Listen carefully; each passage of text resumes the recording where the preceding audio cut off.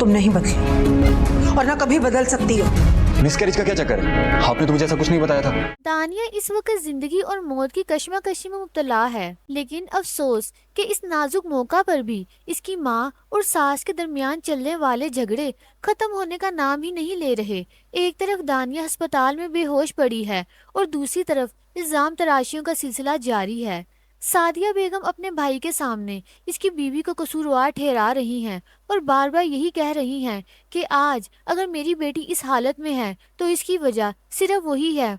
इनके मुताबिक दानिया की जिंदगी बर्बाद करने में सबसे बड़ा हाथ इसी औरत का है। वो अपने दुख और गुस्से में हर हद पार करती जा रही हैं। इसी दौरान अचानक दानिया की सास वहां पहुंच जाती हैं और सादिया बेगम की सारी बातें सुन लेती हैं।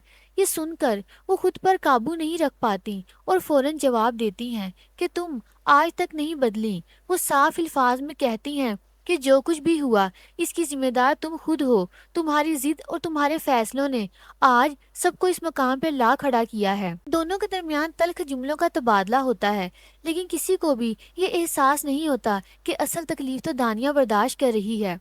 दूसरी तरफ वलीद जैसे ही अस्पताल पहुंचता है वो सीधा डॉक्टर के पास जाता है ताकि दानिया की हालत के बारे में जान सके, मगर डॉक्टर्स इसे एक ऐसा सदमा देते हैं जिसके लिए वो बिल्कुल भी तैयार नहीं था। इसे बताया जाता है कि दानिया का बच्चा ज़ाया हो चुका है। ये सुनते ही वलीद के पांव तले जमीन निकल जाती है। वो सदमे और गुस्से की कैफियत में डॉक्टर से सवाल करता है कि ये बात इसे पहले क्यों नहीं बताई गई। अगर पहले मालूम होता तो शायद वो कुछ कर पाता। इसके चेहरे पर बेबसी साफ नजर आती है क्योंकि एक ही लम्हे में इसकी सारी उम्मीदें टूट चुकी हैं।